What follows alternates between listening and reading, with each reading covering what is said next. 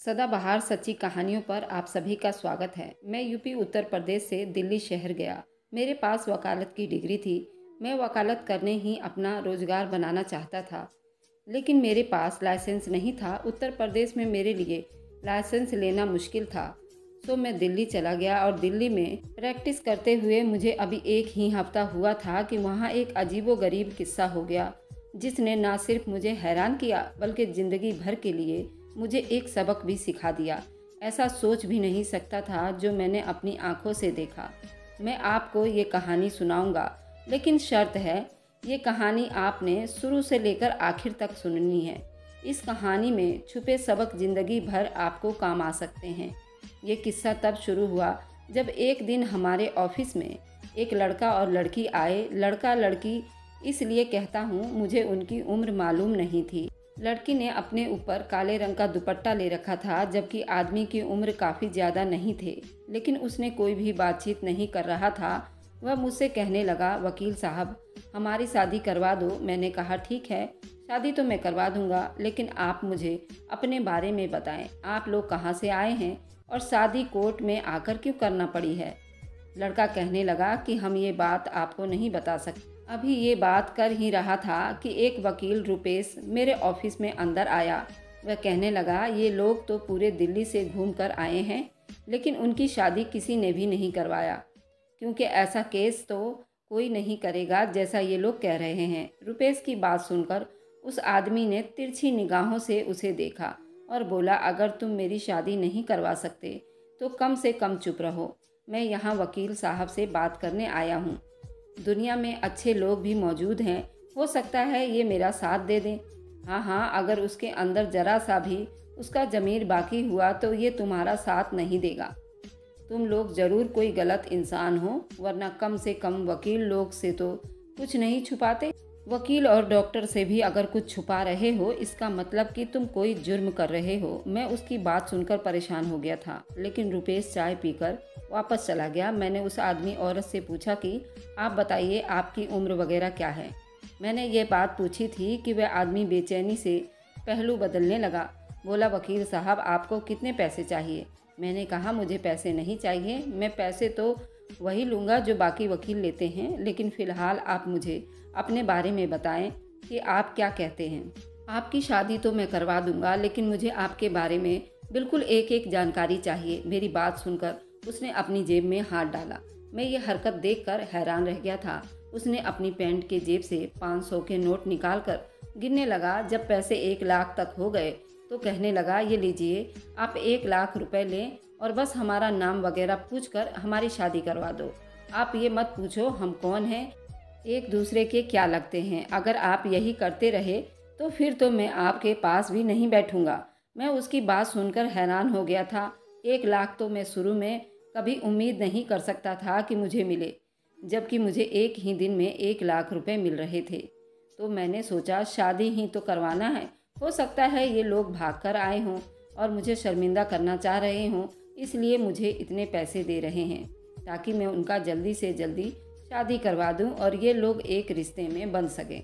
मैंने कहा, ठीक है, अगर आपकी मर्जी ऐसे ही है तो फिर मैं यही करूँगा, लेकिन आप ऐसा कर लें कि मुझे अपने नाम और माँ बाप के नाम ठीक से बताएं। मैंने उनकी सारी फार्म वगैरह भर दिए थे। शादी का रजिस्टर भी मेरे पास हुआ करता था।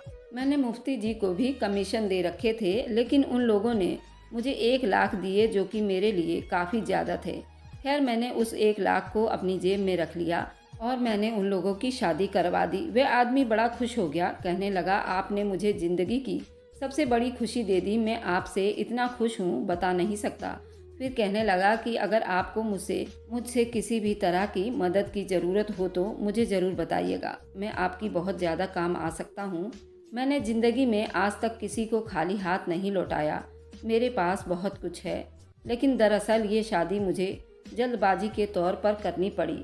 अगर ज़िंदगी में इतनी मजबूरी ना होती तो मैं ये शादी कभी ना करता, लेकिन बस हालात कुछ ऐसे हैं कि मुझे इंतकाम में शादी करनी पड़ी। मैंने देखा उसके साथ औरत उसका हाथ पकड़ रही थी, शायद उसे कह रही थी कि मेरे साथ घर चलो, काफ़ी देर हो गई है। मैंने उससे इजाज़त दे दी और वहाँ से चला गया। उसके जाते ही रुपेश वकील दोबारा मेरे पास ऑफिस में आ गया और कहने लगा, तुमने उनसे पूछा नहीं कि वे लोग इस तरह छुपकर शादी क्यों कर रहे थे? तुमने तो उस औरत के अंगूठे भी नहीं लगवाए। क्या पता ये लोग कौन थे? कल कला को तुम्हारे ऊपर कोई केस बन गया तो क्या करोगे? मैं उस बात पर हंस पड़ा और मैंने उनकी शादी करवाई और मैं वकील हूँ, कोई नहीं। मेरे ऊपर केस हो जाए। मेरी बात सुनकर रुपेश भी ठहाके लगाकर हंस पड़ा। मैं तो ये बात भूल गया था, लेकिन कुछ दिनों के बाद फिर एक अजीब वाकया मेरे साथ हो गया। मुझे दोबारा उस जोड़े से मिलवा दिया। वह नौजवान था और मेरी आदत थी कि मैं अक्सर कब्रिस्तान पर जाकर अपने माँ बाप को याद करता था। मेरे माँ बाप की मृत्यु हो चुकी थी। मैं अपने मौसी के घर पला बड़ा था, इसलिए मुझे उनकी मौत की बहुत याद आती थी और अक्सर मैं यही सोचता था कि न जाने कब मैं इस दुनिया से चला जाऊंगा। बार बार अपनी मौत को याद करके मैं अक्सर अल्लाह से माफ़िया मांगा करता था। उस दिन भी कब्रिस्तान के पास जो गुजरते हुए मेरा दिल चाहा कि मैं कब्रिस्तान के अंदर चला जाऊं, जाकर अल्लाह से ढेरों बातें करूं, कब्रों की हालचाल भी देख लूं। अक्सर कब्रों पर सफाई नहीं की जाती। मैं पहले भी जिस कब्रिस्तान में जाता था वहां कब्रों की सफाई भी किया करता था। आज जैसे ही मैं उस कब्रिस्तान के अंदर गया तो मेरी नज़र एक कब्र पर पड़ी जो कि बहुत ताज़ा बनाई गई थी। मैं उसकी तरफ चल पड़ा। मैं अक्सर कब्रों के पास रहता तो खुशबू या बदबू को महसूस करने की कोशिश करता। अभी मैं उस कब्र के पास बैठा ही था, मेरे कान में सिसकियों की आवाज़ आने लगी। मैं चौंक गया। कब्रिस्तान में तो ऐसा अक्सर पहले होते नहीं देखा था, लेकिन जब सिसकियों की आवाज़ पड़ने लगी तो मैंने पीछे मुड़कर देखा। ये देखकर मेरी जान निकल गई कि वहाँ पर एक काला सा कपड़ा था और कुछ नहीं। मुझे लगा कि शायद कोई जिन या भूत होगा, क्योंकि कब्रिस्तान में ऐसे किस्से तो मामूली बात है। मैं वहाँ से उठकर जाने लगा। तभी उस काले कपड़े पर हरकत हुई। मैंने गौर से देखा तो उस कपड़े में एक जीता जागता इंसान था। अब मुझे डर लगने लगा। मैं समझ गया कि शायद कोई स्मैकिया या शराबी इंसान होगा जो कि इस टाइम यहाँ बैठा है और रो रहा है। लेकिन फिर मैंने सोचा, क्या पता कोई औरत हो। मैं उसके पास चलता हुआ गया। उसका चेहरा सिसकियों से बराबर कांप रहा था, इतना कांप रहा था कि मुझे वह हिलती हुई महसूस हुई। मैं आराम से वहाँ खड़ा हो गया। फिर मेरे दिमाग में पिछले गुजरे किस्से याद आने लगे, फिल्म की तरह चलने लगे। ये बुर्का, ये हुलिया, हाथ पांव बिल्कुल उसी औरत जैसे थे जो कुछ दिन पहले मेरे दफ्तर में अपनी शादी करवाने आई थी। उसकी रोती हुई आवाज़ सुनकर मैं बहुत कुछ समझ चुका था। शायद जिसे उसका निकाह हुआ था वह मर गया हो और शादी के कुछ ही दिन बाद ये औरत विधवा हो गई है। मैंने देखा कि वह बराबर रो रही थी। फिर मुझे वहाँ मौजूद पाकर वह पीछे मुड़ी और मुझ पर नज़र पड़ते ही कहने लगी, तुम यहाँ क्यों खड़े हो? मुझे बर्बाद करके तुम्हें चैन नहीं आया? मैंने हैरत से उसकी तरफ देखा और पूछा, जी मैंने आपको कैसे बर्बाद किया? अरे तूने मेरी शादी करवाई तो मेरी बर्बादी की कहानी लिखी। ये कहकर वह दोबारा रोने पीटने लगी और अपने हाथ कब्र पर मारने लगी। क्या हुआ आपको? आपका पति मर गया क्या? अल्लाह ना करे वह तो मरा नहीं। लेकिन वह ये कहकर फिर से रोने लगी। रोने की उलझन में उसके चेहरे का नकाब हटा तो मैं उसे देखता रह गया। वह बेहद खूबसूरत औरत थी। उसकी उम्र शायद ज़्यादा हो, लेकिन चेहरे पर उस कदर खूबसूरती थी मैंने आज से पहले ना देखी थी। मैंने कहा, आपको इस टाइम यहाँ नहीं होना चाहिए। मैं तो ऑफिस के बाद निकला था। मगरिब का टाइम हो गया है। यहाँ पर लोग इस तरह नहीं आते और कहीं दूसरी जगह पर बैठो। यहाँ बैठना अच्छा नहीं है। मेरी बात सुनकर वह बोली, आप मुझे अपने घर ले चलो। मैं आपकी सेवा करूँगी, आपके घर के काम करूँगी, लेकिन मैं दोबारा उस घर में नहीं जाना चाहती। खुदा के लिए तुम मुझे गलत मत समझो, लेकिन मैं सिर्फ़ और सिर्फ आपकी सेवा करूँगी। मेरा और कोई मकसद नहीं। मुझे सिर्फ एक पनाह चाहिए। मैं आपकी मम्मी पापा बहन भाई सबकी सेवा करूँगी। उसकी बात सुनकर मैं चुप हो गया। मैंने उसे बताया कि तुम मेरे घर तो चल सकती हो, लेकिन सेवा करने के लिए मैं कुछ नहीं कह सकता। मुझे सिर्फ एक रात की पनाह चाहिए। अगर आपके पास जगह नहीं है तो मैं सुबह कहीं दूसरी जगह चली जाऊंगी, लेकिन आप मुझे अपने घर में जगह दे दो। मैं आपकी एहसानमंद रहूंगी। मुझे डर भी लग रहा था। एक अकेली औरत को मैं अपने घर में कैसे पनाह दे सकता था? लेकिन अब जाहिर है उसने बात ही ऐसी की थी और मैंने उसे खुद अपने साथ अपने घर चलने को कहा था। मैं उसे मना भी नहीं कर सकता था। मैंने कहा, आप मेरे साथ आइए, मैं आपकी हर तरह की मदद करूंगा। कहने लगी, बस यही बात किसी को पता नहीं चलनी चाहिए। उसने खुद को दोबारा बुर्के में ढक लिया था। मैंने करीब से चलती एक टैक्सी को रोका और हम दोनों उसमें बैठ गए। थोड़ी ही देर के बाद मेरा घर आ गया। मेरे दिल में हजारों सवाल आ रहे थे। मैंने आखिर उस औरत की बर्बादी कैसे की? उसने तो खुद शादी करने को कहा था, अब ये रो रही है, कब्र पर बैठी मातम कर रही है। इसमें मेरा क्या कसूर है? अगर उसका पति मर गया तो मैंने तो नहीं मारा, उसमें मेरा कोई कसूर तो नहीं है। ये बातें सोच रहा था कि उस औरत ने मुझे हैरान कर दिया। कहने लगी कि मेरा पति शायद मुझे ढूंढता हुआ आपके पास आ जाए, लेकिन खुदा का वास्ता आप उसे मेरे बारे में कुछ न बताइएगा। अगर आप मुझे अपने घर में नहीं रखना चाहते तो मैं कहीं और चली जाऊंगी, पर मैं दोबारा उस घर में नहीं जाऊंगी। अल्लाह का अजाब नाजिल हुआ है मुझ पर और मेरे पति पर। आपने ऐसा क्या किया है जो अल्लाह का अजाब नाजिल हो गया? जो आपने मेरी शादी करवाई थी, उस शादी से कोई भी खुश नहीं था। मैं उसकी बात सुनकर वह आंसू पोंछने लगी। फिर कार वाले की तरफ उसने इशारा करके बोली, नहीं, मैं आपको अभी नहीं बता सकती। मैं बात सुनकर चुप हो गया था। वाकई गाड़ी वाले के सामने इतनी बातें करना अच्छा नहीं था। थोड़ी देर के बाद हम लोग अपने घर पहुंच गए। मैंने उसे अपने कमरे में बैठने को कहा। मेरे पास एक ही कमरा था। खुद मैं बाहर चारपाई पर लेट गया। अंदर एक बेड था, बाहर चारपाई रखी थी जिस पर मैं कभी कभार बैठकर बाहर सुस्ताया करता था। वह देखकर डर गई। कहने लगी, क्या आपके पास दूसरा कमरा नहीं है? मैंने कहा, नहीं, एक ही कमरा है, क्योंकि मेरे माँ बाप नहीं हैं। मैं इस घर में अकेला रहता हूँ। पत्नी भी नहीं है, बहन भाई भी नहीं है। इस दुनिया में मेरा कोई भी नहीं है, बस एक मैं ही हूँ। अपने रिश्तेदारों के साथ रहता था, फिर यहाँ आ गया। मेरी बात सुनकर वह थोड़ी परेशान हो गई। मैं पहले ही इतनी गुनहगार औरत हूँ। आपका घर भी मेरी वजह से बर्बाद ना हो जाए, इसलिए मैं सुबह वापस चली जाऊँगी। बस आप रात को आप मुझे यहाँ रहने दो। फिर मुझसे कहने लगी कि मैं आपको खाना पका कर दूंगी। मैंने कहा, अगर आप ये सब कुछ कर सकती हो, मैं आपको किसी के घर पर काम पर लगवा दूंगा। आपको अच्छी नौकरी मिल जाएगी, आप अच्छा पैसा भी कमा लोगी और खुद इस तरह अपना पेट पालने के काबिल हो जाओगी। जी बिल्कुल ऐसा ही होगा। आप मुझे कहीं काम पर लगवा दो, मैं किसी मस्जिद की सफाई भी कर लूँगी ताकि मेरे गुनाह माफ़ हो जाएं। वह बार बार यही बातें कर रही थी। मुझे उसकी कहानी में बहुत ज़्यादा दिलचस्पी मालूम हो रही थी, इसलिए पहले कि मैं उससे ज़्यादा बात करता, मेरे घर के दरवाजे पर किसी की आने की आहट हुई। मैं चौंक गया। मैंने दरवाज़ा खोला तो सामने मोहल्ले के 3-4 बूढ़े आदमी खड़े हुए थे। मैं उन्हें देखकर समझ गया ये क्यों आए हैं। मोहल्ले के बूढ़ों ने पूछा तो कहने लगे, देखो मियाँ, ये शरीफों का मोहल्ला है। हम यहाँ पर बहन बेटियों वाले रहते हैं। तुम अकेले आए हो, तुम्हारी इज्जत की सोचा। चलो कोई बात नहीं, तुम अकेले हो, तुमने अपनी मजबूरी बताई तो तुम्हें अकेले रहने दिया, वरना हम अकेले लड़कों को इस तरह घर में या मोहल्ले में रहने नहीं देते। लेकिन आज जो तुमने हरकत की है वह माफ़ी लायक बिल्कुल भी नहीं है। तुम अपने साथ किसी औरत को लेकर आए हो, मुझे पड़ोसियों ने बताया है। तुम एक औरत को अंदर लेकर आए हो। अब वह औरत या तो हमारे घर में रहेगी या तुम उसे यहाँ से भेज दो। वह कौन है हम उसे नहीं जानते। हमारे मोहल्ले में ये सब रिवाज नहीं है। मैं उम्मीद करता हूँ कि तुम अपनी शराफत हमेशा कायम रखोगे और उस औरत को हमारे हवाले कर दोगे। मैंने उनकी बात सुनकर जरा भी बुरा नहीं माना। चाचा, आप लोगों ने तो मेरी मुश्किल हल कर दी, और दरअसल ये एक मजबूर और गरीब लाचार औरत है जिसे मैं बड़ी मुश्किल से और बड़ी मजबूरी में अपने घर लेकर आया था। अगर आप उसे अपने घर में रख सकते हो तो भले रख लीजिए, मुझे उससे कोई एतराज़ नहीं है। ये उम्र में भी मुझसे बड़ी है और मेरी क्लाइंट रह चुकी है। ये मेरे पास आई थी। मैं बहुत शुक्रगुजार हूँ आपका।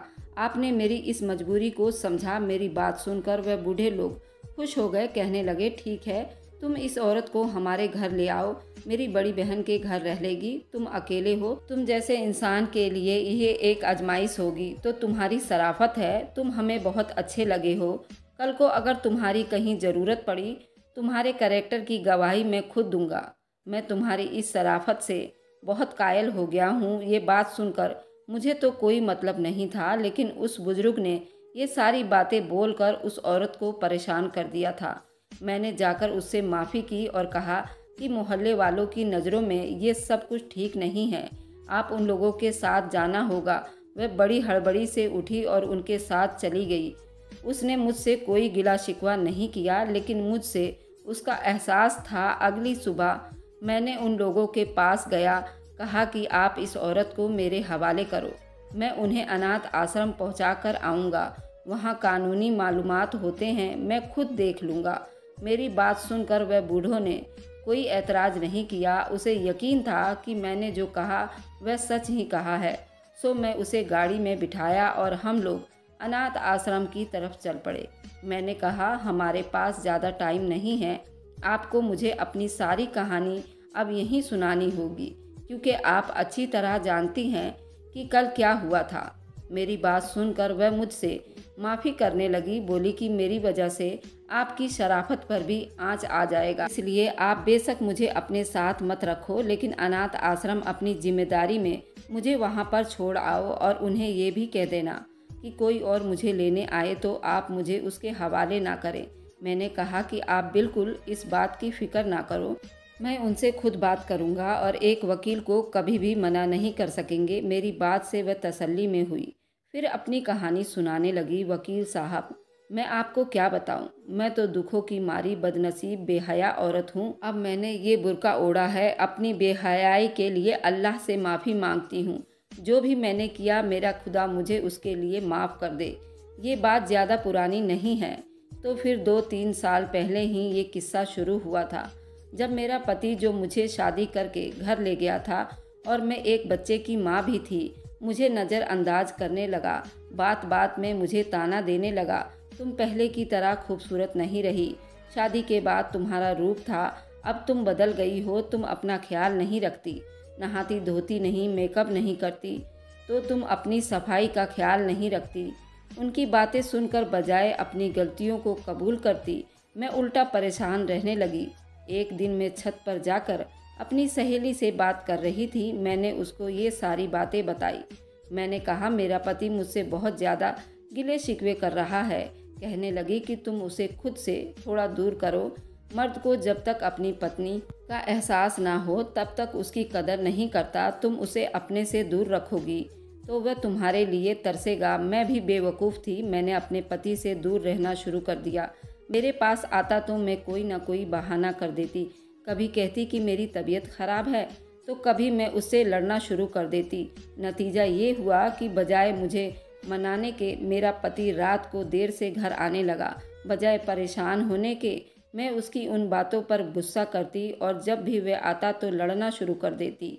मैं उसे कहती कि तुम मेरे साथ बात नहीं करते, लेट आते हो, मेरा ख्याल नहीं रखते। वह मुझसे बहस भी नहीं करता था। पहले तो मेरे गिले शिकवे का जवाब भी देता था, लेकिन अब वह मुझसे दूर दूर रहने लगा। उसने भी मुझसे बहस करना, मेरे साथ दिमाग खपाना छोड़ दिया था। मैं अब परेशान रहने लगी, लेकिन उस परेशानी का फ़ायदा किसी और ने उठाया। एक दिन मैं इसी तरह रो रही थी कि मेरा देवर मेरे पास आया और कहने लगा, भाभी, भैया तो आपको बहुत ज़्यादा नज़रअंदाज करते हैं। यकीन कीजिए, वे बाहर किसी औरत के चक्कर में पड़े हुए हैं। मैंने कल खुद उन्हें अपने बाइक पर एक औरत को बिठाते हुए देखा था। अब मैं ये नहीं जानता कि वे उसे बिठाकर कहाँ ले गए हैं। देवर की ये बात सुनकर मेरे तो तन बदन में आग लग गई। बजाय मुझसे मनाने और मुझसे माफ़ी तलब करने की, वे दूसरी औरतों के चक्कर में पड़ गए थे। कितनी बार बात की थी मैंने, दिल में सोचा और बगैर बेटे के ख्याल किए अपने मायके चली गई और वहाँ जाकर मैंने किसी को कुछ भी नहीं बताया। लेकिन मैंने उन्हें साफ कह दिया कि अब मैं घर नहीं आऊँगी जब तक आप मुझसे माफ़ी नहीं मांगोगे। वह भी मर्द थे, उन्होंने तो मुझे मनाना दूर की बात करना भी मुनासिब ना समझा और मुझे क्या मनाते, उसने तो मुझे फ़ोन करना भी छोड़ दिया। तभी एक दिन मेरा देवर मुझे लेने के लिए मायके आया और कहने लगा, भाभी, आपको मैं एक ऐसी ज़बरदस्त स्कीम बताऊंगा कि आप भी झूम उठोगी। मैंने अपने देवर की बात सुनकर खुश हो गई। मुझे लगा वह मेरे पति से मेरी सुलह करवाएगा। कहने लगा कि आप उनमें जलन की आग पैदा करो, ऐसा होगा तो वह आपकी कदर करने लगेंगे। आप उनको ऐसा महसूस करवाओ जैसे आप मुझ में दिलचस्पी ले रही हो। हम दोनों एक दूसरे से बात करके खुश होते हैं और उनकी गैर मौजूदगी में बहुत अच्छा वक्त बिताते हैं। देवर की बात सुनकर पहले तो मुझे बुरा लगा, फिर उसने मुझे बताया कि ये सब सही होगा, हमारे रिश्ते को बेहतर करेगा।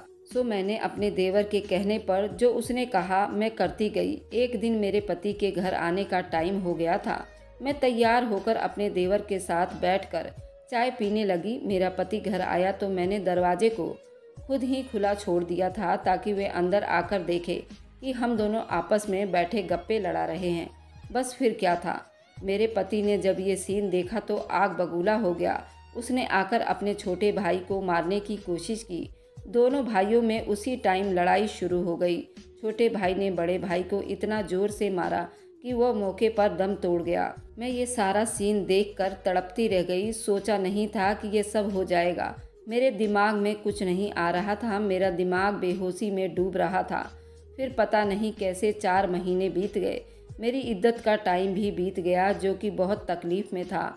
मैंने अपने पति को खो दिया। मैं गुनहगार औरत बन गई जिसने अपनी बेवकूफ़ी से, अपने बदतमीजी से अपने घर को उजाड़ दिए। उसके बाद मेरे देवर ने मुझसे कहा कि भाभी अब आपको मुझसे शादी कर लेना चाहिए, वरना इस घर में रहने का कोई मतलब नहीं बनता। मैं भी अपने मायके वापस नहीं जाना चाहती थी। मैंने देवर से शादी करने का फ़ैसला किया। मेरे देवर ने कहा कि हम शादी खुफिया तरीके से करेंगे। किसी ने हमारे यहाँ रहने पर ऐतराज़ किया तो उसे धोखा देंगे। हमने आपस में शादी कर लिया है। मैं उसकी बात सुनकर हैरान हो गई थी। वह अपने शादी को कभी भी लोगों के सामने लाना नहीं चाहता था, लेकिन उससे पहले कि मैं उसके साथ शादी करके खुश रहती, जिस दिन मैंने उसके साथ शादी किया मुझे उसकी शक्ल में एक अजीब सा इंसान नज़र आने लगा। मुझे लगा जैसे मैं किसी इंसान नहीं, किसी भेड़ के साथ हूँ। मैं चीखे मारते हुए कमरे से बाहर आ गई। वह भी मेरे पीछे भागा, लेकिन मैं समझ गई थी मेरे रब का अजाब मुझ पर जिसने मेरा चैन छीन लिया। बस इसी बात से दिल मेरा उदास होकर मैं घर से बाहर निकली थी और पता नहीं कैसे मुझे आप मिल गए। अब मैं किसी भी सूरत दोबारा उसके पास जाना नहीं चाहती। मैं अपने पति के कातिल के साथ कब तक रह सकती हूँ। मैं खुद को बहुत गुनहगार समझती हूँ। उम्र भर तौबा में गुजारना चाहती हूँ। उस औरत की बात सुनकर मैं चुप हो गया।